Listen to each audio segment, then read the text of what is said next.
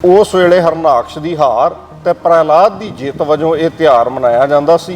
ਇਹਨੂੰ ਹੌਲੀ ਹੌਲੀ ਹੋਰੀ ਕਹਿਣ ਲੱਗ ਪਏ। ਵਪਾਰੀਆਂ ਨੇ ਇਹ ਗੱਲ ਵੇਖੀ ਵੀ ਇੱਕ ਦੂਜੇ ਨਾਲ ਲੋਕ ਲੜਦੇ ਐ, ਝਗੜਦੇ ਐ, ਕਾਲਾ ਤੇਲ ਸੁੱਟਦੇ ਐ ਜਾਂ ਸਵਾਹ ਸੁੱਟਦੇ ਐ, ਗਾਰਾ ਮਿੱਟੀ ਸੁੱਟਦੇ ਐ, ਤੇ ਇਹਨਾਂ ਨੂੰ ਕੋਈ ਵਧੀਆ ਚੀਜ਼ ਇਹ ਹੋਲੀ ਖੇਡਣ ਵਾਸਤੇ ਦਿੱਤੀ ਜਾਏ। ਉਹ ਰੰਗ ਤਿਆਰ ਕੀਤੇ ਗਏ, ਫਿਰ ਇਹ ਰੰਗਾਂ ਨਾਲ ਮਨਾਈ ਜਾਣ ਲੱਗ ਪਈ। ਜਿਹੜੀ ਗੱਲ ਕਰਕੇ ਹੋਲੀ ਮਨਾਈ ਜਾਂਦੀ ਸੀ ਉਹ ਵਿੱਚੋਂ ਮਾਈਨਸ ਹੋ ਗਈ, ਤੇ ਇੱਕ ਇਹ ਜਿਹੜਾ ਭੰਗ ਦਾ ਤਿਉਹਾਰ ਜਾਂ ਕਹਿ ਲਓ ਇੱਕ ਇਹ ਜਿਹੜਾ ਸੀ ਸੰਗੀਤ, ਨੱਚਣਾ ਗਾਉਣਾ, ਇੱਕ ਦੂਜੇ ਉੱਤੇ ਰੰਗ ਸੁੱਟਣਾ, ਇਹ ਚੀਜ਼ਾਂ ਹੌਲੀ ਹੌਲੀ ਇਹਦੇ ਵਿੱਚ ਕਨਵਰਟ ਹੁੰਦੀਆਂ ਗਈਆਂ। ਜਦੋਂ ਗੁਰੂ ਗੋਬਿੰਦ ਸਿੰਘ ਸਾਹਿਬ ਤੱਕ ਇਹ ਜਿਹੜਾ ਸੀ ਉਹ ਤਿਉਹਾਰ ਪਹੁੰਚਿਆ ਹੋਲੀ ਦਾ, ਹਾਂਜੀ ਹੋਲੀ ਦਾ, ਉਦੋਂ ਤੱਕ ਇਹਦਾ ਬਹੁਤ ਜ਼ਿਆਦਾ ਰੂਪ ਜਿਹੜਾ ਸੀ ਵਿਗੜ ਚੁੱਕਾ ਸੀ। ਗੁਰੂ ਗੋਬਿੰਦ ਸਿੰਘ ਸਾਹਿਬ ਨੇ ਇਹਨੂੰ ਹੋਲੀ ਨੂੰ ਇੱਕ ਪਾਸੇ ਰੱਖ ਕੇ ਇਹਦੀ ਜਗ੍ਹਾ ਹੋਲਾ ਮਹੱਲਾ ਦਿੱਤਾ।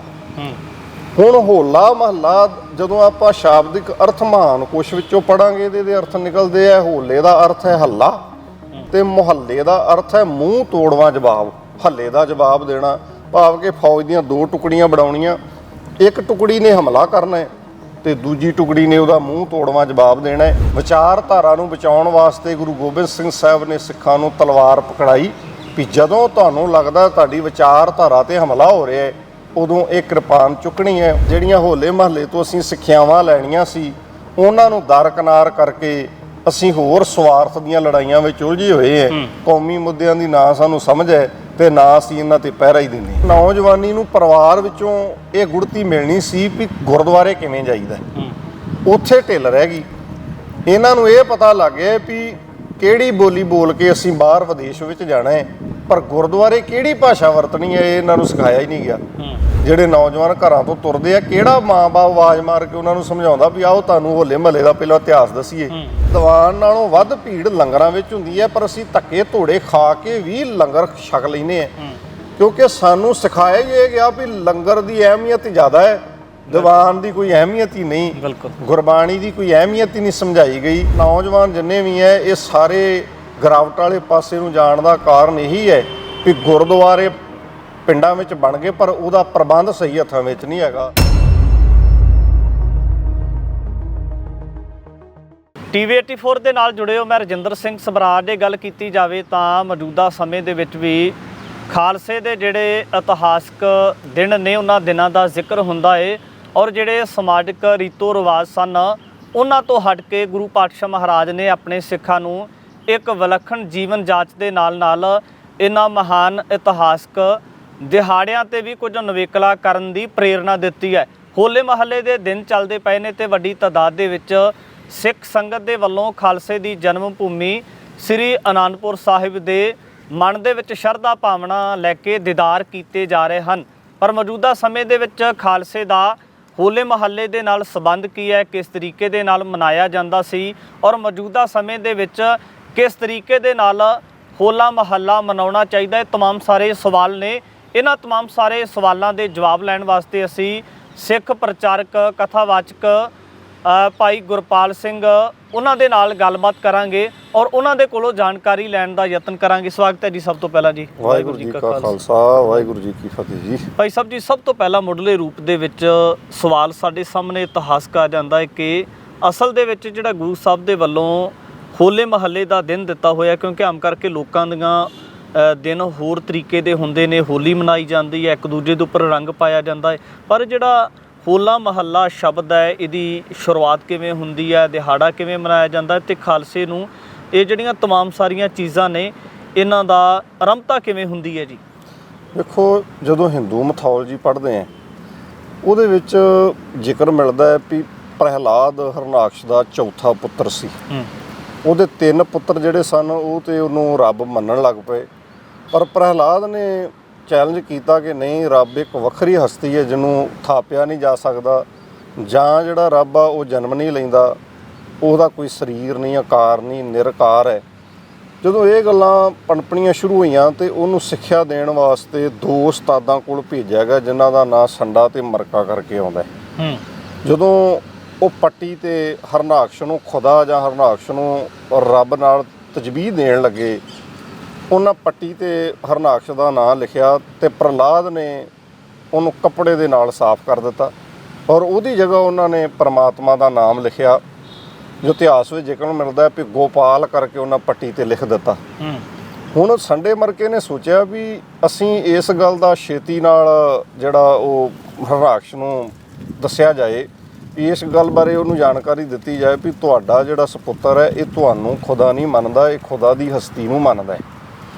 ਆਖਿਰਕਾਰ ਸ਼ਿਕਾਇਤ ਆਉਣ ਤੋਂ ਬਾਅਦ ਪ੍ਰਹਿਲਾਦ ਦੇ ਨਾਲ ਦੁਰਵਿਹਾਰ ਕਰਨਾ ਸ਼ੁਰੂ ਕਰ ਦਿੱਤਾ ਗਿਆ। ਭਾਵੇਂ ਗੁਰੂ ਅਮਰਦਾਸ ਜੀ ਨੇ ਜ਼ਿਕਰ ਕੀਤਾ ਹੈ, ਪ੍ਰਹਿਲਾਦ ਕੋਠੇ ਵਿੱਚ ਰੱਖਿਆ ਬਾਰ ਦੀਆ ਤਾਲਾ, ਕੋਠੇ ਵਿੱਚ ਰੱਖ ਕੇ ਤਾਲਾ ਮਾਰਿਆ ਗਿਆ, ਪਹਾੜੀ ਤੋਂ ਸੁੱਟਿਆ ਗਿਆ। ਆਖਿਰਕਾਰ ਸਾਰੇ ਥਾਵਾਂ ਤੋਂ ਪ੍ਰਹਿਲਾਦ ਦੀ ਰੱਖਿਆ ਨਿਰੰਕਾਰ ਨੇ ਆਪਣੇ ਕਰ ਕਮਲਾਂ ਨਾਲ ਕੀਤੀ। ਉਸ ਤੋਂ ਬਾਅਦ ਉਹਨਾਂ ਨੇ ਹੋਲਕਾ ਨੂੰ ਬੁਲਾਇਆ। ਹੁਣ ਹੋਲਕਾ ਨੂੰ ਇੱਕ ਕੰਬਲੀ ਦਿੱਤੀ ਗਈ। ਉਹ ਕੰਬਲੀ ਦੀ ਖਾਸੀਅਤ ਇਹ ਸੀ ਵੀ ਉਹਨੂੰ ਅੱਗ ਨਹੀਂ ਸੀ ਫੜਦੀ। ਉਹਨੂੰ ਵਿੱਚ ਬਿਠਾ ਕੇ ਕੰਬਲੀ ਦੇ ਕੇ ਆਸੇ-ਪਾਸੇ ਤੋਂ ਲੱਕੜਾਂ ਨਾਲ ਢੱਕ ਦਿੱਤਾ ਗਿਆ ਔਰ ਉਹਦੀ ਗੋਦੀ ਦੇ ਵਿੱਚ ਪ੍ਰਹਿਲਾਦ ਨੂੰ ਬਿਠਾਇਆ ਗਿਆ। ਬਾਹਰੋਂ ਅੱਗ ਲਾਈ ਗਈ। ਅੱਗ ਲੱਗਣ ਤੋਂ ਬਾਅਦ ਉਹ ਬਾਹਰੋਂ ਪੁੱਛਦੇ ਆ ਵੀ ਕਿੰਨਾ ਕੁ ਪ੍ਰਹਿਲਾਦ ਸੜ ਗਿਆ, ਡਰਿਆ ਕਿ ਨਹੀਂ ਡਰਿਆ, ਮੰਨਿਆ ਕਿ ਨਹੀਂ ਮੰਨਿਆ। ਆਖਿਰਕਾਰ ਪ੍ਰਹਿਲਾਦ ਡੋਲਿਆ ਨਹੀਂ, ਪਰ ਉਹਨਾਂ ਜਦੋਂ ਅੱਗ ਸੜ ਕੇ ਰਾਖ ਹੋ ਗਈ, ਸਾਰਾ ਕੁਝ ਖਤਮ ਹੋ ਗਿਆ, ਉਹਨਾਂ ਵੇਖਿਆ ਵੀ ਕੰਬਲ ਦੇ ਵਿੱਚ ਸ਼ਾਇਦ ਹੋਲਕਾ ਹੁਣ ਬਾਹਰ ਨਿਕਲੇਗੀ, ਕਿਉਂਕਿ ਪ੍ਰਹਿਲਾਦ ਸੜ ਗਿਆ ਹੋਣਾ ਹੈ। ਪਰ ਪਰਮਾਤਮਾ ਨੇ ਇਹੋ ਜਿਹੀ ਵਿਧ ਬਣਾਈ ਵੀ ਉਹ ਕੰਬਲੀ ਉੱਡ ਕੇ ਪ੍ਰਹਿਲਾਦ ਤੇ ਡਿੱਗ ਪਈ ਤੇ ਹੋਲਕਾ ਸੜ ਕੇ ਰਾਖ ਹੋ ਗਈ। ਜਦੋਂ ਉਹਨਾਂ ਕੰਬਲੀ ਤਾਂ ਚੁੱਕੀ ਤੇ ਵਿੱਚੋਂ ਪ੍ਰਹਿਲਾਦ ਨਿਕਲਿਆ। ਉਹਨਾਂ ਫਿਰ ਉਸ ਤੋਂ ਬਾਅਦ ਪ੍ਰਹਿਲਾਦ ਨੂੰ ਡਰਾਉਣ ਵਾਸਤੇ ਤੱਤੇ ਥੰਮ ਨੂੰ ਜੱਫਾ ਪਾਉਣ ਵਾਸਤੇ ਕਿਹਾ। ਜਦੋਂ ਉਹਨਾਂ ਨੇ ਪੁੱਛਿਆ ਵੀ ਇਹ ਥੰਮ ਦੇ ਵਿੱਚ ਵੀ ਤੇਰਾ ਖੁਦਾ ਹੈ, ਤਾਂ ਪ੍ਰਹਿਲਾਦ ਨੇ ਕਿਹਾ ਇਹਦੇ ਵਿੱਚ ਵੀ ਪਰਮਾਤਮਾ ਹੈ। ਉਹਨੇ ਗੁਰਜ ਦੇ ਨਾਲ ਪਰ ਹਰਨਾਕਸ਼ ਨੇ ਜਦੋਂ, ਵੈਸੇ ਹਰਨਾਕਸ਼ ਤੋਂ ਸ਼ਬਦ ਅਰਥ ਦੇ ਪੜ੍ਹਦੇ ਆ, ਹਰਨਾਕਸ਼ ਦਾ ਅਰਥ ਹੁੰਦਾ ਹੈ ਹਿਰਨ ਵਰਗੇ ਨਕਸ਼ਾਂ ਵਾਲਾ, ਹਿਰਨ ਵਰਗੀਆਂ ਅੱਖਾਂ ਵਾਲਾ, ਖੂਬਸੂਰਤ ਜਿਹਨੂੰ ਕਿਹਾ ਜਾ ਸਕਦਾ। ਉਹਨੇ ਜਦੋਂ ਆਪਣੇ ਗੁਰਜ ਦੇ ਨਾਲ ਥੰਮ ਦੇ ਉੱਤੇ ਵਾਰ ਕੀਤਾ ਤੇ ਕਹਿੰਦੇ ਥੰਮ ਦੇ ਵਿੱਚੋਂ ਨਰ ਸਿੰਘ ਦਾ ਰੂਪ ਧਾਰਨ ਕਰਕੇ ਪ੍ਰਮਾਤਮਾ ਪ੍ਰਗਟ ਹੋਇਆ। ਆਖਿਰਕਾਰ ਉਹਨੇ ਹਰਨਾਕਸ਼ ਨੂੰ ਆਪਣੇ ਪੱਟਾਂ ਤੇ ਰੱਖ ਕੇ ਪਾੜ ਦਿੱਤਾ। ਉਸ ਦਿਨ ਵਜੋਂ ਜਿਹੜਾ ਉਸ ਵੇਲੇ ਲੋਕਾਂ ਨੇ ਇਸ ਤਿਉਹਾਰ ਨੂੰ ਮਨਾਉਣ ਵਾਸਤੇ ਇੱਕ ਚਿਖਾ ਤਿਆਰ ਕਰਨੀ, ਚਿਖਾ ਤਿਆਰ ਕਰਕੇ ਅੱਗ ਲਾਉਣੀ। ਅੱਗ ਲਾ ਕੇ ਜਦੋਂ ਉਹਦੀ ਸਵਾਹ ਬਣ ਜਾਣੀ, ਉਹ ਸਵਾਹ ਨੂੰ ਜਿਹੜਾ ਸੀ ਉਹ ਆਪਣੇ ਪੈਰਾਂ ਨਾਲ ਉਡਾਉਣਾ, ਹੱਥਾਂ ਨਾਲ ਉਡਾਉਣਾ। ਤੇ ਉਸ ਵੇਲੇ ਹਰਨਾਕਸ਼ ਦੀ ਹਾਰ ਤੇ ਪ੍ਰਹਿਲਾਦ ਦੀ ਜਿੱਤ ਵਜੋਂ ਇਹ ਤਿਉਹਾਰ ਮਨਾਇਆ ਜਾਂਦਾ ਸੀ। ਇਹਨੂੰ ਹੌਲੀ ਹੌਲੀ ਹੋਰੀ ਕਹਿਣ ਲੱਗ ਪਏ। ਹੋਰੀ ਤੋਂ ਬਾਅਦ ਇਹਦਾ ਨਾਂ ਹੋਲੀ ਪੈ ਗਿਆ। ਉਸ ਤੋਂ ਬਾਅਦ ਇਹਦਾ ਵਪਾਰੀਕਰਨ ਹੋਇਆ। ਵਪਾਰੀਆਂ ਨੇ ਇਹ ਗੱਲ ਵੇਖੀ ਵੀ ਇੱਕ ਦੂਜੇ ਨਾਲ ਲੋਕ ਲੜਦੇ ਐ, ਝਗੜਦੇ ਐ, ਕਾਲਾ ਤੇਲ ਸੁੱਟਦੇ ਐ ਜਾਂ ਸਵਾਹ ਸੁੱਟਦੇ ਐ, ਗਾਰਾ ਮਿੱਟੀ ਸੁੱਟਦੇ ਐ, ਤੇ ਇਹਨਾਂ ਨੂੰ ਕੋਈ ਵਧੀਆ ਚੀਜ਼ ਇਹ ਹੋਲੀ ਖੇਡਣ ਵਾਸਤੇ ਦਿੱਤੀ ਜਾਏ। ਉਹ ਰੰਗ ਤਿਆਰ ਕੀਤੇ ਗਏ, ਫਿਰ ਇਹ ਰੰਗਾਂ ਨਾਲ ਮਨਾਈ ਜਾਣ ਲੱਗ ਪਈ।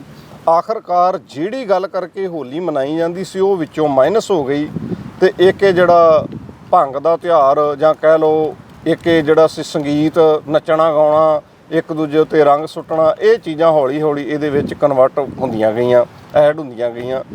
ਸੋ ਜਦੋਂ ਗੁਰੂ ਗੋਬਿੰਦ ਸਿੰਘ ਸਾਹਿਬ ਤੱਕ ਇਹ ਜਿਹੜਾ ਸੀ ਉਹ ਤਿਉਹਾਰ ਪਹੁੰਚਿਆ ਹੋਲੀ ਦਾ, ਹਾਂਜੀ ਹੋਲੀ ਦਾ, ਉਦੋਂ ਤੱਕ ਇਹਦਾ ਬਹੁਤ ਜ਼ਿਆਦਾ ਰੂਪ ਜਿਹੜਾ ਸੀ ਵਿਗੜ ਚੁੱਕਾ ਸੀ। ਇਹਦੀ ਆੜ ਵਿੱਚ ਧੀਆਂ ਨਾਲ ਦੁਰਵਿਹਾਰ ਹੋਣ ਲੱਗ ਪਿਆ। ਜਿਹਦਾ ਜ਼ੋਰ ਪੈਂਦਾ ਸੀ ਉਹ ਕਿਸੇ ਦੀ ਧੀ ਭੈਣ ਨੂੰ ਚੁੱਕ ਲੈਂਦਾ, ਕੁਕਰਮ ਦੁਸ਼ਕਰਮ ਹੋਣ ਲੱਗ ਪਏ। ਗੁਰੂ ਗੋਬਿੰਦ ਸਿੰਘ ਸਾਹਿਬ ਨੇ ਵੇਖਿਆ ਵੀ ਇਹ ਸਾਰੇ ਤਿਉਹਾਰ ਜਿਹੜੇ ਇਹ ਵੀ ਵਰਨਾਂ ਦੇ ਵਿੱਚ ਵੰਡੇ ਹੋਏ ਆ, ਕਿਉਂਕਿ ਉਸ ਵੇਲੇ ਕਮਾਂਡ ਜਿਹੜੀ ਸੀ ਸਮੁੱਚੀ ਬ੍ਰਾਹਮਣ ਕੋਲ ਸੀ। ਬ੍ਰਾਹਮਣ ਨੇ ਉਸ ਵੇਲੇ ਵਿਸਾਖੀ ਆਪਣੇ ਹੱਥ ਵਿੱਚ ਰੱਖੀ ਔਰ ਦੁਸ਼ਹਿਰਾ ਜਿਹੜਾ ਸੀ ਉਹ ਖੱਤਰੀਆਂ ਨੂੰ ਦੇ ਦਿੱਤਾ, ਤੇ ਦੀਵਾਲੀ ਵੈਸ਼ਾਂ ਨੂੰ ਦੇ ਦਿੱਤੀ, ਤੇ ਸ਼ੂਦਰਾਂ ਨੂੰ ਇਹ ਤਿਉਹਾਰ ਦੇ ਦਿੱਤਾ। ਹੁਣ ਤਿਉਹਾਰ ਸ਼ੂਦਰਾਂ ਦਾ ਹੈ, ਪਰ ਇਹਦੀ ਕਥਾ ਬ੍ਰਾਹਮਣ ਕਰਦਾ ਹੈ। ਹੁਣ ਬ੍ਰਾਹਮਣ ਨੇ ਕਥਾ ਆਪਣੇ ਹਿਸਾਬ ਨਾਲ ਕੀਤੀ, ਉਹਨੇ ਇਹਦੇ ਵਿੱਚ ਕੀ ਰਲਗੱਡ ਕੀਤਾ ਇਸ ਗੱਲ ਦਾ ਸ਼ੂਦਰ ਨੂੰ ਕੋਈ ਗਿਆਨ ਨਹੀਂ। ਸ਼ੂਦਰ ਜਿਹੜਾ ਸੀ ਉਹ ਆਪਣੇ ਗਾਉਣ ਵਜਾਉਣ ਵਿੱਚ ਤੇ ਇੱਕ ਦੂਜੇ ਦੇ ਮਿੱਟੀ ਖਾਰਾ ਪਾਉਣ ਦੇ ਵਿੱਚ ਵਿਅਸਤ ਸੀ, ਅਗਿਆਨਤਾ ਵਿੱਚ ਸੀ। ਗੁਰੂ ਗੋਬਿੰਦ ਸਿੰਘ ਸਾਹਿਬ ਨੇ ਇਹਨੂੰ ਹੋਲੀ ਨੂੰ ਇੱਕ ਪਾਸੇ ਰੱਖ ਕੇ ਇਹਦੀ ਜਗ੍ਹਾ ਹੋਲਾ ਮਹੱਲਾ ਦਿੱਤਾ।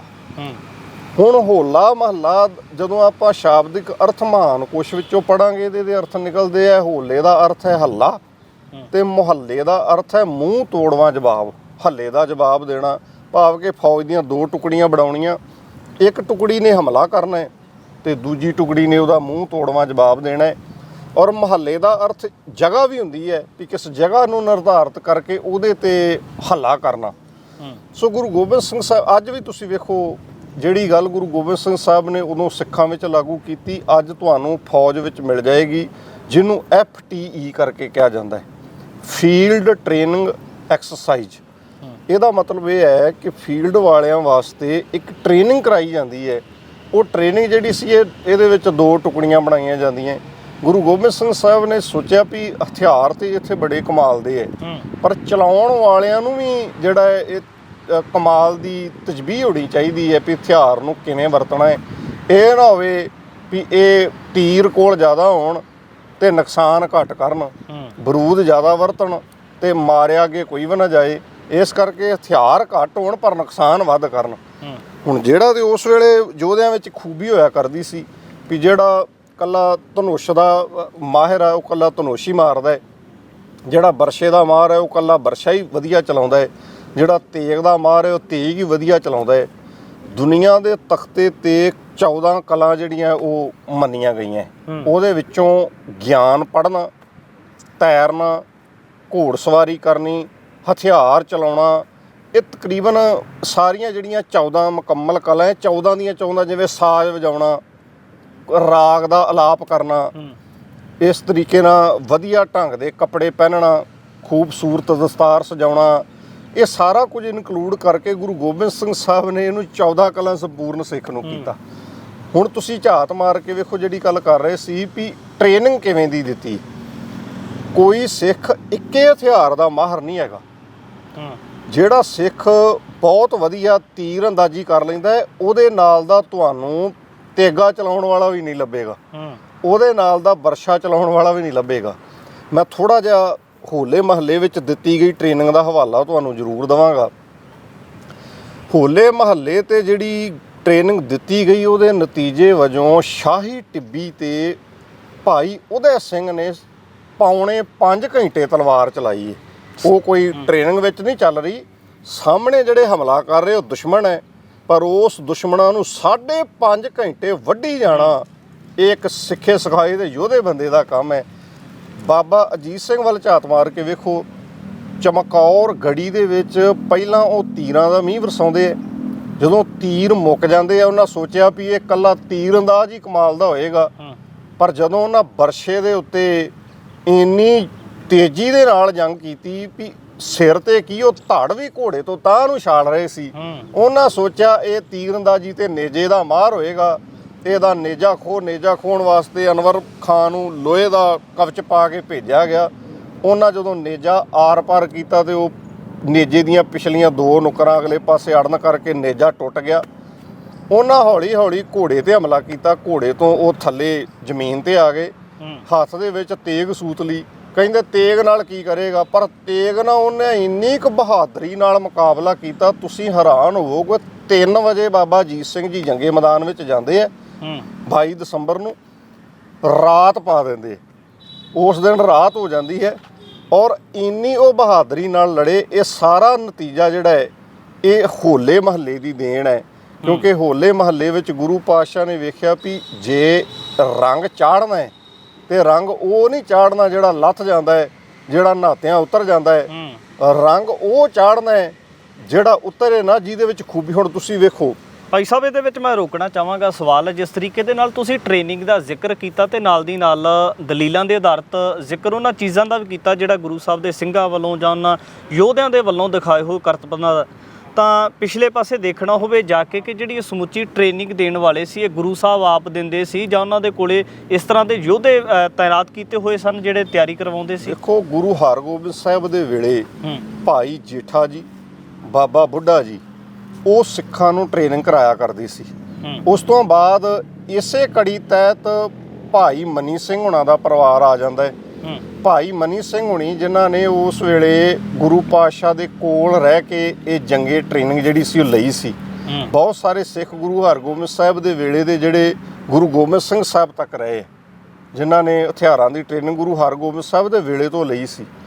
ਉਸ ਵੇਲੇ ਭਾਈ ਮਨੀ ਸਿੰਘ ਹੁਣੀ, ਭਾਈ ਬਚਿੱਤਰ ਸਿੰਘ ਹੁਣੀ, ਭਾਈ ਉਦੈ ਸਿੰਘ ਹੁਣੀ ਜਿਹੜੇ ਇਹ ਭਾਈ ਅਜਬ ਸਿੰਘ ਤੇ ਅਜੈਬ ਸਿੰਘ ਹੁਣੀ ਇਹ ਗੁਰੂ ਪਾਤਸ਼ਾਹ ਦੇ ਫਰਜ਼ੰਦੇ ਖਾਸ ਸੀ, ਜਿਹੜੇ ਨਾਲ ਨਾਲ ਰਿਹਾ ਕਰਦੇ ਸੀ, ਜਿਨ੍ਹਾਂ ਨੂੰ ਆਪਾਂ ਖਾਸ ਟ੍ਰੇਨਰ ਵਜੋਂ ਜਾਣਦੇ ਹਾਂ। ਇਹ ਫੌਜਾਂ ਨੂੰ ਟ੍ਰੇਨਿੰਗ ਦਿਆ ਕਰਦੇ ਸੀ ਔਰ ਇਹਨਾਂ ਨੇ ਖੁਦ ਟ੍ਰੇਨਿੰਗ ਜਿਹੜੀ ਸੀ ਆਪਣੇ ਵਡੇਰਿਆਂ ਪੁਰਖਾਂ ਤੋਂ ਲਈ ਹੋਈ ਸੀ, ਜਿਨ੍ਹਾਂ ਨੇ ਗੁਰੂ ਹਰਗੋਬਿੰਦ ਸਾਹਿਬ ਦੇ ਨਾਲ ਜੰਗਾਂ ਕੀਤੀਆਂ। ਜਿਵੇਂ ਉਹਦੇ ਵਿੱਚ ਆਪਾਂ ਜਦੋਂ ਹਿਸਟਰੀ ਪੜ੍ਹਦੇ ਹਾਂ ਤੇ ਭਾਈ ਮਨੀ ਸਿੰਘ ਹੁਣੀ ਜਿਹੜੇ ਹੈ ਭਾਈ ਮਾਈ ਦਾਸ ਦੇ ਪੁੱਤਰ ਹੈ, ਭਾਈ ਬੱਲੋ ਦੇ ਪੜਪੋਤੇ ਹੈ ਤੇ ਭਾਈ ਬੱਲੋ ਗੁਰੂ ਹਰਗੋਬਿੰਦ ਸਾਹਿਬ ਦਾ, ਗੁਰੂ ਅਰਜਨ ਸਾਹਿਬ ਦਾ ਸਿੱਖ ਰਹਿ ਚੁੱਕਾ ਹੈ। ਸੋ ਇਸ ਤਰੀਕੇ ਨਾਲ ਇਹ ਪੀੜ੍ਹੀ ਵਾਈਜ਼ ਪੀੜ੍ਹੀ ਜਿਹੜੀ ਸੀ ਉਹ ਹਥਿਆਰ ਦੀ ਵਿਦਿਆ ਵੀ ਨਾਲ ਸਿੱਖ ਜਿਹੜੇ ਸੀ ਉਹ ਆਪਣੇ ਵਡੇਰਿਆਂ ਪੁਰਖਾਂ ਕੋਲੋਂ ਲੈਂਦੇ ਸੀ। ਕਿਹੜੇ ਸ਼ਸਤਰਾਂ ਦੀ ਵਰਤੋਂ ਕੀਤੀ ਜਾਂਦੀ ਸੀ ਉਹਨਾਂ ਦਿਨਾਂ ਦੇ ਵਿੱਚ? ਜਿਵੇਂ ਉਹਦੇ ਵਿੱਚ ਤੀਰ ਕਮਾਨ, ਹੁਣ ਜਦੋਂ ਗੁਰੂ ਗੋਬਿੰਦ ਸਿੰਘ ਸਾਹਿਬ ਦੇ ਆਪਾਂ ਗੱਲ ਚੱਲ ਪਈ ਹਥਿਆਰਾਂ ਦੀ, ਉਹਦੇ ਵਿੱਚ ਆਧੁਨਿਕ ਹਥਿਆਰ ਸਨ ਸਾਰੇ। ਕੋਈ ਆ ਤੀਰ ਕਮਾਨ ਇਹੋ ਜਿਹਾ ਨਹੀਂ ਸੀ ਜਿਹੜਾ ਆਮ ਬਾਜ਼ਾਰਾਂ ਵਿੱਚੋਂ ਮਿਲਦਾ, ਕਿਉਂਕਿ ਜਿਹੜਾ ਅੱਜ ਟ੍ਰੇਨਨ ਤੀਰ ਕਮਾਨ ਵਰਤਦੇ ਆ ਨਾ, ਵੱਧ ਤੋਂ ਵੱਧ ਉਹ 150 ਪਾਉਂਡ ਦਾ ਮਾਰਕੀਟ ਵਿੱਚ ਉਪਲਬਧ ਹੈ, ਕਿਉਂਕਿ ਇੰਨੀ ਜਾਨ ਨਾਲ ਖਿੱਚਿਆ ਜਾ ਸਕਦਾ। ਇਦੋਂ ਵੱਧ ਖਿੱਚਣ ਲੱਗਿਆ ਬੰਦੇ ਦੀ ਰੀੜ੍ਹ ਦੀ ਹੱਡੀ ਨੂੰ ਜ਼ੋਰ ਆ ਸਕਦਾ। ਤੁਸੀਂ ਸਿੱਧਾ ਹਿਸਾਬ ਲਾ ਲਓ ਵੀ ਵੱਧ ਤੋਂ ਵੱਧ 2 ਟਾਂਕ ਦਾ ਤੀਰ ਕੋਈ ਬੰਦਾ ਜਿਹੜਾ ਹੈ ਉਹ ਖਿੱਚ ਕੇ ਚਲਾਉਂਦਾ ਹੋਏਗਾ। ਇੱਕ ਟਾਂਕ ਵਿੱਚ 24 ਕਿਲੋ ਤੇ 900 ਗ੍ਰਾਮ ਹੁੰਦਾ ਹੈ, 25 ਕਿਲੋ ਹੁੰਦਾ ਹੈ। 2 ਟਾਂਕ ਦੇ ਵਿੱਚ 50 ਕਿਲੋ ਹੁੰਦਾ ਹੈ। 50 ਕਿਲੋ ਵਜਨ ਉਸ ਬੰਦੇ ਦੀ ਬਾਂਹ ਤੇ ਪੈਂਦਾ ਜਿਹਨੇ 2 ਟਾਂਕ ਦਾ ਚੱਲਾ ਜਿਹੜਾ ਹੈ ਉਹ ਖਿੱਚ ਕੇ ਛੱਡਣਾ ਹੈ। ਗੁਰੂ ਗੋਬਿੰਦ ਸਿੰਘ ਸਾਹਿਬ ਦਾ ਤੀਰ 9 ਟਾਂਕ ਦਾ ਹੈ ਤੇ 9 ਨੂੰ 25 ਨਾਲ ਕਰ ਲਓ ਤੇ 2 ਕੁਇੰਟਲ 25 ਕਿਲੋ ਭਾਰ ਗੁਰੂ ਗੋਬਿੰਦ ਸਿੰਘ ਦੀ ਬਾਂਹ ਤੇ ਪੈਂਦਾ ਜਦੋਂ ਖਿੱਚ ਕੇ ਤੀਰ ਉਹ ਛੱਡਦੇ। ਇਹ ਉਸ ਤੀਰ ਦਾ ਚੱਲਾ ਜਿਹੜਾ ਸੀ ਉਹ ਕੋਈ ਆਮ ਸਿੱਖ ਵੀ ਨਹੀਂ ਸੀ ਚੜਾ ਸਕਦਾ, ਉਹਦਾ ਚੱਲਾ ਗੁਰੂ ਗੋਬਿੰਦ ਸਿੰਘ ਸਾਹਿਬ ਹੀ ਚੜਾਉਂਦੇ ਸਨ। ਉੱਥੇ ਜਿਹੜੇ ਹਥਿਆਰ ਸੀ ਉਹ ਰਾਮ ਸਿੰਘ ਸਿਕਲੀਗਰ ਬਣਾਇਆ ਕਰਦਾ ਸੀ, ਕਿਉਂਕਿ ਉਸ ਵੇਲੇ ਲੋਹਗੜ੍ਹ ਕਿਲੇ ਦੇ ਵਿੱਚ ਹਥਿਆਰਾਂ ਦੀ ਫੈਕਟਰੀ ਸੀ। ਉਸ ਹਥਿਆਰਾਂ ਦੀ ਫੈਕਟਰੀ ਦਾ ਉਹ ਇੰਚਾਰਜ ਹੋਇਆ ਕਰਦਾ ਸੀ ਤੇ ਜਿਹੜੀ ਟੱਕਰ ਦੇ ਹਥਿਆਰ ਉਹ ਤਿਆਰ ਕਰਦਾ ਸੀ। ਬਾਹਰਲੀ ਮੁਗਲੀ ਹਕੂਮਤ ਕੋ ਉਹੋ ਜਿਹੇ ਹਥਿਆਰ ਹੀ ਨਹੀਂ ਸੀ ਹੈਗੇ। ਸਭ ਤੋਂ ਵੱਡੀ ਗੱਲ ਹੈ ਭਾਵਨਾ, ਵੀ ਸਿੱਖ ਜਿਹੜਾ ਕਿਹੜੀ ਭਾਵਨਾ ਨਾਲ ਤੇ ਕਿਹੜੇ ਫਲਾਦ ਦੇ ਨਾਲ ਹਥਿਆਰ ਬਣਾ ਲਿਆ। ਉਹਦੇ ਦੌਰਾਨ ਗੁਰੂ ਗੋਬਿੰਦ ਸਿੰਘ ਕੋਲ ਇੱਕ ਆਧੁਨਿਕ ਹਥਿਆਰ ਇਹ ਸੀ ਜਿਹਨੂੰ ਆਪਾਂ ਕਹਿੰਦੇ ਪੰਚਕਲਾ ਸ਼ਸਤਰ, ਜਿਹੜਾ ਉਸ ਵੇਲੇ ਤ੍ਰਿਪੁਰਾ ਦਾ ਰਾਜਾ ਰਾਮ ਰਾਏ ਨੇ ਭੇਟ ਕੀਤਾ ਸੀ। ਉਹਦਾ ਬਟਨ ਦੱਬੀਏ ਤੇ ਉਹ ਬੰਦੂਕ ਬਣ ਜਾਂਦਾ ਹੈ, ਬਟਨ ਦੱਬੀਏ ਤੇ ਉਹ ਬਰਸ਼ਾ ਬਣ ਜਾਂਦਾ ਹੈ, ਬਟਨ ਦੱਬੀਏ ਤੇ ਉਹ ਨੇਜਾ ਬਣ ਜਾਂਦਾ ਹੈ, ਬਟਨ ਦੱਬੀਏ ਤੇ ਉਹ ਤਲਵਾਰ ਦਾ ਰੂਪ, 2 ਧਾਰਾ ਖੰਡਾ ਦਾ ਰੂਪ ਧਾਰਨ ਕਰ ਲੈਂਦਾ ਹੈ। ਇਸੇ ਤਰ੍ਹਾਂ ਉਹਦੇ ਵਿੱਚ 5 ਕਲਾ ਸਨ। ਇਹਦੇ ਨਾਲ ਉਹਨਾਂ ਕੋਲ ਜਿਹੜੇ ਘੋੜੇ ਸਨ ਉਹ ਘੋੜੇ ਵੀ ਬੜੇ ਕਮਾਲ ਦੇ ਸਨ ਜੀ, ਜਿਨ੍ਹਾਂ ਦੀ ਟ੍ਰੇਨਿੰਗ ਗੁਰੂ ਗੋਬਿੰਦ ਸਿੰਘ ਸਾਹਿਬ ਦੇ ਵੇਲੇ ਬਾਖੂਬੀ ਹੋਈ।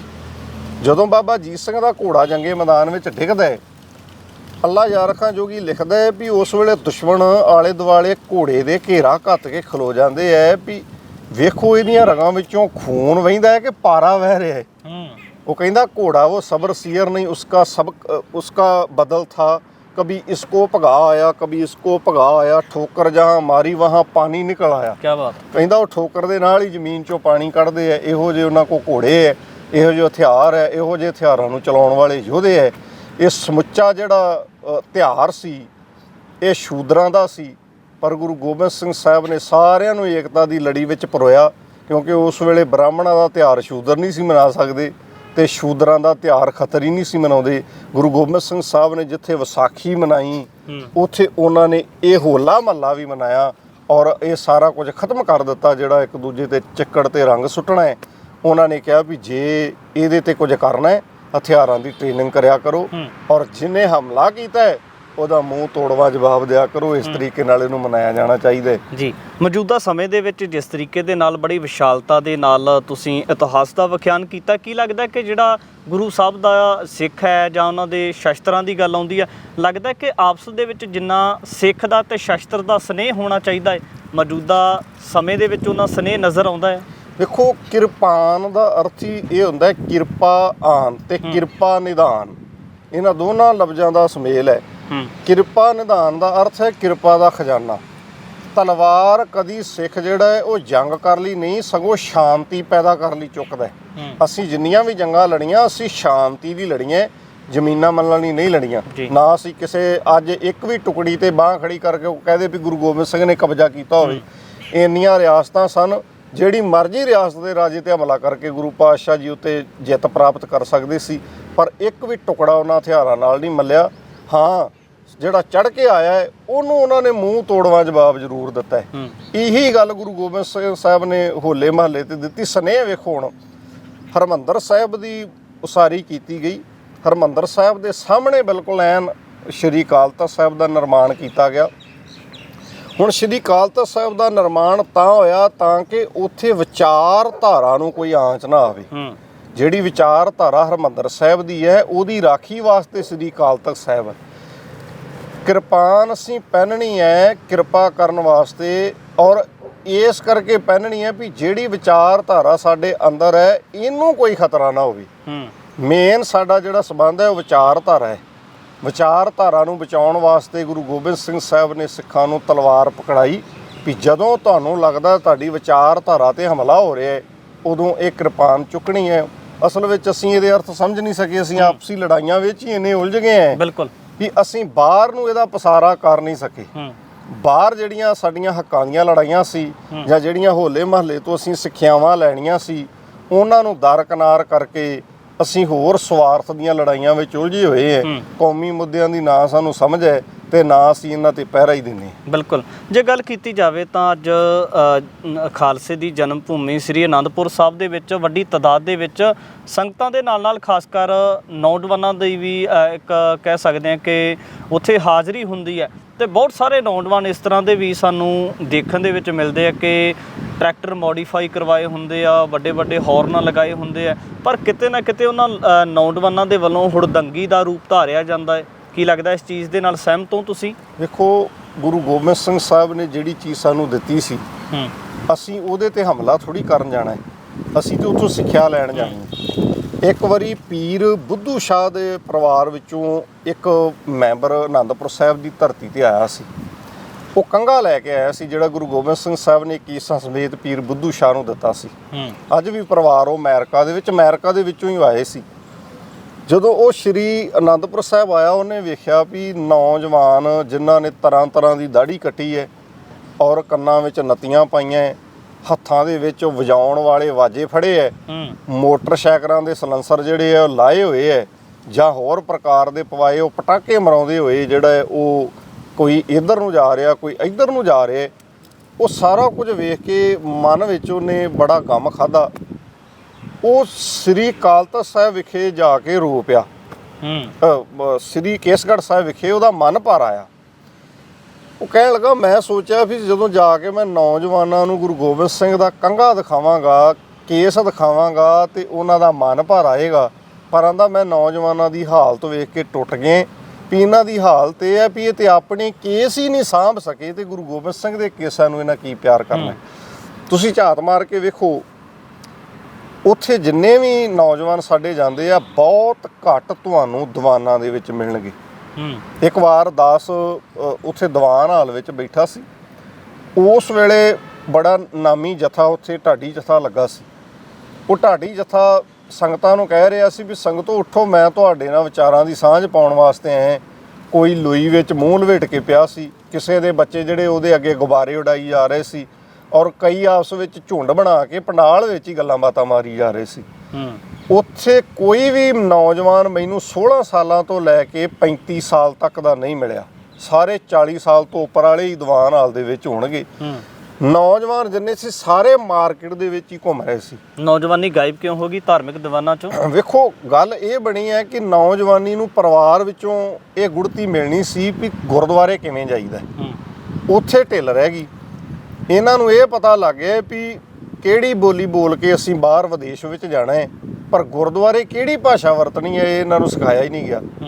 ਇਹਨਾਂ ਨੂੰ ਕੋਰਟ ਵਿੱਚ ਬਹਿਣ ਦੀ ਇਜਾਜ਼ਤ ਸਿਖਾਈ ਗਈ ਵੀ ਕੋਰਟ ਵਿੱਚ ਕਿਵੇਂ ਜਾਣਾ ਹੈ, ਪੁਲਿਸ ਥਾਣੇ ਵਿੱਚ ਕਿਵੇਂ ਜਾਣਾ ਹੈ, ਪਰ ਇਹਨਾਂ ਨੂੰ ਗੁਰਦੁਆਰੇ ਕਿਵੇਂ ਜਾਣਾ ਹੈ ਇਜਾਜ਼ਤ ਹੀ ਨਹੀਂ ਸਿਖਾਈ ਗਈ। ਕੱਪੜੇ ਕਿਹੋ ਜਿਹੇ ਪਹਿਨਣੇ ਹੈ ਇਹ ਸਾਰੀ ਟ੍ਰੇਨਿੰਗ ਬੱਚੇ ਦੀ ਘਰੋਂ ਕਰਾਉਣੀ ਪੈਂਦੀ। ਜਦੋਂ ਮਾਂ-ਬਾਪ ਕਦੀ ਉਂਗਲ ਲਾ ਕੇ ਉਹਨੂੰ ਗੁਰਦੁਆਰੇ ਨਹੀਂ ਲੈ ਕੇ ਗਿਆ, ਕਦੀ ਗੋਦੀ ਵਿੱਚ ਬਿਠਾ ਕੇ ਉਹਨਾਂ ਨੂੰ ਜਪਜੀ ਦੀ ਬਾਣੀ ਨਹੀਂ ਮਾਂ-ਬਾਪ ਨੇ ਪੜ੍ਹਾਈ, ਕੋਈ ਇਤਿਹਾਸ ਨਹੀਂ ਦੱਸਿਆ। ਆਹ ਹੋਲੇ ਮਹੱਲੇ ਤੇ ਜਿਹੜੇ ਨੌਜਵਾਨ ਘਰਾਂ ਤੋਂ ਤੁਰਦੇ ਆ, ਕਿਹੜਾ ਮਾਂ-ਬਾਪ ਆਵਾਜ਼ ਮਾਰ ਕੇ ਉਹਨਾਂ ਨੂੰ ਸਮਝਾਉਂਦਾ ਵੀ ਆਓ ਤੁਹਾਨੂੰ ਹੋਲੇ ਮਹੱਲੇ ਦਾ ਪਹਿਲਾਂ ਇਤਿਹਾਸ ਦੱਸੀਏ, ਇਹਦਾ ਇਤਿਹਾਸ ਕੀ ਹੈ। ਉੱਥੇ ਜਾ ਕੇ ਵੀ ਉਹਨਾਂ ਨੂੰ ਕਿਸੇ ਨੇ ਕਿਹਾ ਹੀ ਨਹੀਂ ਵੀ ਦੀਵਾਨ 'ਚ ਵੀ ਬਹਿਣਾ ਜ਼ਰੂਰੀ ਹੈ। ਉਹ ਦੀਵਾਨ ਵਿੱਚ ਪਹੁੰਚਦੇ ਨਹੀਂ ਔਰ ਉੱਥੇ ਮਾਰਕੀਟ ਦੇ ਵਿੱਚ ਉਹ ਹਾਲਾਤ ਬਣਾ ਦਿੰਦੇ ਹੈ ਵੀ ਉੱਥੇ ਸਿਧਾਂਤਾਂ ਦੀਆਂ ਧੱਜੀਆਂ ਉਡਾਈਆਂ ਜਾਂਦੀਆਂ। ਸਮੇਂ-ਸਮੇਂ ਤੇ ਸਵਾਲ ਵੀ ਉੱਠਦੇ ਰਹਿੰਦੇ ਆ ਕਿ ਜਦੋਂ ਇਸ ਤਰ੍ਹਾਂ ਦੇ ਸ਼ਹੀਦੀ ਜੋੜ ਮੇਲੇ ਹੁੰਦੇ ਆ ਜਾਂ ਜਿਹੜੇ ਖਾਲਸੇ ਦੇ ਦਿਨ ਹੁੰਦੇ ਆ, ਉਹਨਾਂ ਖਾਸ ਦਿਨਾਂ ਦੇ ਵਿੱਚ ਜਿਹੜਾ ਜ਼ਿਆਦਾਤਰ ਪਿੰਡਾਂ ਦੇ ਵੱਲੋਂ ਜਾਂ ਜਿਹੜੇ ਦੂਰ ਵਾਲੇ ਇਲਾਕੇ ਹੁੰਦੇ ਉਹਨਾਂ ਦੀ ਭਾਵਨਾ ਹੁੰਦੀ ਹੈ ਕਿ ਅਸੀਂ ਉੱਥੇ ਸੇਵਾ ਕਰਨੀ ਹੈ ਤੇ ਜ਼ਿਆਦਾਤਰ ਜ਼ੋਰ ਲੰਗਰਾਂ ਤੇ ਦਿੱਤਾ ਜਾਂਦਾ ਹੈ। ਕੀ ਲੱਗਦਾ ਕਿ ਗੁਰੂ ਦੇ ਲੰਗਰ ਦੇ ਨਾਲ ਕੋਈ ਇਸ ਤਰ੍ਹਾਂ ਦਾ ਇਤਿਹਾਸਕ ਜਾਂ ਕਿਤਾਬਾਂ ਦਾ ਜਾਂ ਕੋਈ ਤਬਦੀਲੀ ਆਉਣੀ ਚਾਹੀਦੀ ਹੈ ਕਿ ਨਵੇਕਲੇ ਲੰਗਰ ਵੀ ਸ਼ੁਰੂ ਹੋਣੇ ਚਾਹੀਦੇ ਆ? ਦੇਖੋ, ਲੰਗਰ ਤੇ ਨਵੇਕਲੇ ਚੱਲਦੇ ਗੁਰੂ ਘਰ ਦੇ ਵਿੱਚ 2 ਲੰਗਰ ਚੱਲਦੇ। ਭਾਈ ਸੱਤਾ ਤੇ ਬਲਵੰਡ ਰਾਮਕਲੀ ਕੀ ਵਾਰ ਵਿੱਚ ਜ਼ਿਕਰ ਕਰਦੇ ਆ, ਲੰਗਰ ਚੱਲੇ ਗੁਰ ਸ਼ਬਦ ਹਾਰ, ਤੋਟ ਨਾ ਆਵੇ ਖੱਟੀਏ। ਇੱਕ ਲੰਗਰ ਗੁਰੂ ਘਰ ਦੇ ਵਿੱਚ ਸ਼ਬਦ ਦਾ ਚੱਲਦਾ, ਕੀਰਤਨ ਦਾ ਚੱਲਦਾ, ਜਿੰਨਾ ਮਰਜ਼ੀ ਕੋ ਬੈਠ ਕੇ ਛਕੇ ਤੋਟ ਨਹੀਂ ਆਉਂਦੀ। ਦੂਜਾ ਲੰਗਰ ਚੱਲਦਾ ਹੈ ਸਰੀਰਕ ਲੋੜ ਪੂਰੀ ਕਰਨ ਵਾਸਤੇ ਪ੍ਰਸ਼ਾਦੇ ਦਾ, ਪਰ ਕਿਤੇ ਵੀ ਇਹ ਨਹੀਂ ਲਿਖਿਆ ਵੀ ਇਕੱਲਾ ਪ੍ਰਸ਼ਾਦੇ ਜਲੇਬ ਪਕੌੜੇ ਖਾ ਕੇ ਬੰਦਾ ਗਿਆਨਵਾਨ ਹੋ ਜਾਏਗਾ ਜਾਂ ਆਤਮਾ ਨੂੰ ਸ਼ਾਂਤੀ ਮਿਲੇਗੀ ਜਾਂ ਉਹ ਰੂਹਾਨੀ ਤਾਕਤ ਮਿਲੇਗੀ। ਕੇਵਲ ਤੇ ਕੇਵਲ ਸਰੀਰਕ ਭੁੱਖ ਪੂਰੀ ਉਸ ਮਨੁੱਖ ਦੀ ਹੋ ਸਕਦੀ ਹੈ ਜਿਹੜਾ ਪਹਿਲਾਂ ਸ਼ਬਦ ਗੁਰੂ ਦਾ ਲੰਗਰ ਛਕਦਾ। ਦਰਅਸਲ ਇਸ ਲੰਗਰ ਨੂੰ ਛਕਣ ਦਾ, ਪ੍ਰਸ਼ਾਦਾ ਛਕਣ ਦਾ ਅਧਿਕਾਰੀ ਗੁਰੂ ਘਰ 'ਚ ਉਹੀ ਹੈ ਜਿਨ੍ਹਾਂ ਪਹਿਲਾਂ 2 ਘੰਟੇ ਬੈਠ ਕੇ ਦੀਵਾਨ ਸੁਣਿਆ, ਤੇ ਜਿਹੜਾ ਪਹਿਲਾਂ ਲੰਗਰ ਦੀਆਂ ਗੇੜੀਆਂ ਕੱਢ ਕੇ ਹੀ ਘਰ ਆ ਗਿਆ, ਮਾਫ਼ ਕਰਨਾ, ਉਹ ਗੁਰੂ ਦਾ ਦੇਣਦਾਰ ਹੈ। ਉਹਨੇ ਲੰਗਰ ਦਾ ਕੋਈ ਮੁੱਲ ਨਹੀਂ ਜਾਣਿਆ, ਕਿਉਂਕਿ ਲੰਗਰ ਤੇ ਉਹਨਾਂ ਵਾਸਤੇ ਲਾਇਆ ਗਿਆ ਸੀ ਜਿਨ੍ਹਾਂ ਨੇ ਉੱਥੇ ਬੈਠ ਕੇ ਦੀਵਾਨ ਸੁਣਨੇ, ਜਿਨ੍ਹਾਂ ਨੇ ਉੱਥੇ ਸੇਵਾ ਕਰਨੀ ਹੈ। ਪਰ ਇੱਥੇ ਹੁਣ ਇੱਕ ਦਫਾ ਇੱਕ ਨੌਜਵਾਨ ਦੀ ਟੋਲੀ ਬੈਠੀ ਸੀ, ਉੱਥੇ ਗੱਲਾਂ ਚੱਲ ਰਹੀਆਂ ਸੀ। ਉਹ ਕਹਿੰਦੇ ਤੂੰ ਐਤਕੀ ਉੱਥੇ ਜਲੇਬੀਆਂ ਦਾ ਲੰਗਰ ਵੇਖਿਆ, ਦੇਸੀ ਘਿਓ ਦੀਆਂ ਦਾ ਬੜਾ ਕਮਾਲ ਦਾ ਲੱਗਾ ਸੀ। ਦੂਸਰਾ ਕਹਿਣ ਲੱਗਾ ਵੀ ਉੱਥੇ ਰਸਗੁੱਲਿਆਂ ਦਾ ਲੰਗਰ ਵੀ ਚੱਲਦਾ ਸੀ, ਅਸੀਂ ਕਿਲ੍ਹਾ ਆਨੰਦਗੜ੍ਹ ਸਾਹਿਬ ਵਾਲੇ ਪਾਸੇ ਜਾ ਕੇ ਛਕਿਆ। ਤੇ ਉਹ ਸਾਰੀਆਂ ਵਾਰਤਾਲਾਪ ਇੱਕ ਦੂਜੇ ਦੀ ਲੰਗਰਾਂ ਨਾਲ ਉਹ ਕਰ ਰਹੇ ਸੀ। ਮੈਂ ਉੱਥੇ ਸੁਣ ਰਿਹਾ ਸੀ। ਮੈਂ ਉਹਨਾਂ ਨੂੰ ਕਿਹਾ, ਮੈਂ ਕਿਹਾ ਕਿ ਦੀਵਾਨ ਕਿੱਥੇ ਲੱਗਾ ਸੀ? ਉਹ ਕਿਉਂ ਉਹਨਾਂ ਗੱਲ ਟਾਲਦਿਆਂ ਕਿਹਾ, ਬਾਬਾ ਜੀ ਦੀਵਾਨ 'ਚ ਤੇ ਪਹੁੰਚਿਆ ਹੀ ਨਹੀਂ ਗਿਆ, ਭੀੜ ਹੀ ਬੜੀ ਸੀ। ਭਾਵ ਕਿ ਦੀਵਾਨ ਨਾਲੋਂ ਵੱਧ ਭੀੜ ਲੰਗਰਾਂ ਵਿੱਚ ਹੁੰਦੀ ਹੈ, ਪਰ ਅਸੀਂ ਧੱਕੇ ਧੋੜੇ ਖਾ ਕੇ ਵੀ ਲੰਗਰ ਛਕ ਲੈਂਦੇ ਹਾਂ, ਕਿਉਂਕਿ ਸਾਨੂੰ ਸਿਖਾਇਆ ਹੀ ਇਹ ਗਿਆ ਵੀ ਲੰਗਰ ਦੀ ਅਹਿਮੀਅਤ ਜ਼ਿਆਦਾ ਹੈ, ਦੀਵਾਨ ਦੀ ਕੋਈ ਅਹਿਮੀਅਤ ਹੀ ਨਹੀਂ। ਬਿਲਕੁਲ, ਗੁਰਬਾਣੀ ਦੀ ਕੋਈ ਅਹਿਮੀਅਤ ਹੀ ਨਹੀਂ ਸਮਝਾਈ ਗਈ। ਸੋ ਇਸ ਤਰੀਕੇ ਨਾਲ ਬੱਚੇ ਆਪਣੇ ਪੁਰਖਿਆਂ ਨੂੰ ਵੇਂਦੇ ਆ, ਤੇ ਪੁਰਖਿਆਂ ਨੂੰ ਧਿਆਨ ਵਿੱਚ ਰੱਖਣਾ ਚਾਹੀਦਾ ਵੀ ਲੰਗਰ ਵਿੱਚ ਉਦੋਂ ਹੀ ਵੜਨ ਜਦੋਂ ਦੀਵਾਨ ਵਿੱਚ 2 ਘੰਟੇ ਹਾਜ਼ਰੀ ਭਰੀ ਹੋਵੇ। ਜੇ ਪਹਿਲਾਂ ਹੀ ਲੰਗਰਾਂ ਵੱਲ ਨੂੰ ਹੋ ਪਏ ਤੇ ਲੰਗਰ ਛਕ ਕੇ ਫਿਰ ਦੀਵਾਨ ਵਿੱਚ ਬੈਠਣਾ ਵੀ ਬੜਾ ਔਖਾ ਹੋ ਜਾਂਦਾ ਹੈ। ਸੋ ਨੌਜਵਾਨ ਜਿੰਨੇ ਵੀ ਹੈ, ਇਹ ਸਾਰੇ ਗਿਰਾਵਟ ਵਾਲੇ ਪਾਸੇ ਨੂੰ ਜਾਣ ਦਾ ਕਾਰਨ ਇਹੀ ਹੈ ਵੀ ਗੁਰਦੁਆਰੇ ਪਿੰਡਾਂ ਵਿੱਚ ਬਣ ਗਏ, ਪਰ ਉਹਦਾ ਪ੍ਰਬੰਧ ਸਹੀ ਹੱਥਾਂ ਵਿੱਚ ਨਹੀਂ ਹੈਗਾ। ਜਿਨ੍ਹਾਂ ਨੇ ਸਮਝਿਆ ਨਹੀਂ ਵੀ ਕਿਹੜੇ ਤਿਉਹਾਰ ਤੇ ਇਹਨਾਂ ਨੂੰ ਕਿਹੋ ਜਿਹਾ ਇਤਿਹਾਸ ਸੁਣਾਉਣਾ ਹੈ, ਕਿਹੋ ਜਿਹੀ ਪ੍ਰਦਰਸ਼ਨੀ ਲਾਉਣੀ ਹੈ, ਕਿਹੋ ਜਿਹੀਆਂ ਬੁੱਕਾਂ ਇਹਨਾਂ ਨੂੰ ਪੜ੍ਹਾਉਣੀਆਂ ਹੈ। ਜੇ ਇਹੋ ਜਿਹਾ ਸਾਰਾ ਕੁਝ ਸਿਲਸਿਲਾ ਵਧੀਆ ਕੀਤਾ ਜਾਏ ਤੇ ਨੌਜਵਾਨੀ ਸਹੀ ਰਸਤੇ ਆ। ਇਤਿਹਾਸਕ ਦਿਹਾੜਿਆਂ ਦੇ ਮੱਦੇਨਜ਼ਰ ਤੁਹਾਡੇ ਵੱਲੋਂ ਮੈਸੇਜ ਕੋਈ? ਮੈਂ ਤਾਂ ਇਹੀ ਬੇਨਤੀ ਕਰਨਾ ਚਾਹਾਂਗਾ ਵੀ ਜਿਹੜਾ ਇਤਿਹਾਸ, ਜਿਹੜੀ ਸਿੱਖਿਆ ਦੇ ਰਿਹਾ ਹੈ, ਉਹਨੂੰ ਆਪਾਂ ਜ਼ਿੰਦਗੀ ਵਿੱਚ ਗ੍ਰਹਿਣ ਕਰੀਏ ਜੀ। ਜਦੋਂ ਸਾਡਾ ਇਤਿਹਾਸ ਸਾਨੂੰ ਦੱਸ ਰਿਹਾ ਹੈ ਵੀ ਅਸੀਂ ਹੱਲੇ ਦਾ ਜਵਾਬ ਕਿਵੇਂ ਦੇਣਾ ਹੈ, ਅਸੀਂ ਜ਼ਿੰਦਗੀ ਦੇ ਰੰਗ ਕਿਵੇਂ, ਹੁਣ ਗੁਰੂ ਗੋਬਿੰਦ ਭਾਈ ਨੰਦ ਲਾਲ ਜੀ ਨੇ ਜ਼ਿਕਰ ਕੀਤਾ, ਕਹਿੰਦੇ ਗੁਰੂ ਗੋਬਿੰਦ ਸਿੰਘ ਸਾਹਿਬ ਨੇ ਕੇਸਰੀ ਰੰਗ ਚੁਣਿਆ, ਔਰ ਕੇਸਰੀ ਰੰਗ ਚੁਣ ਕੇ ਸਾਰਿਆਂ ਦੇ ਜੀਵਨ ਵਿੱਚ ਉਹਨਾਂ ਨੇ ਰੂਹਾਨੀ ਰੰਗ ਭਰ ਦਿੱਤਾ। ਹੁਣ ਇਹਦੇ ਪਿੱਛੇ ਬੜਾ ਵੱਡਾ ਲੌਜਿਕ ਹੈ। ਕੇਸਰ ਦੇ ਵਿੱਚ ਰੂਪ ਵੀ ਹੈ, ਰੰਗ ਵੀ ਹੈ, ਸੁਗੰਧੀ ਵੀ ਹੈ, ਦਵਾਈ ਵੀ ਹੈ, ਤਾਕਤ ਵੀ ਹੈ। ਇਹ ਚਾਰੇ ਚੀਜ਼ਾਂ ਹੈ।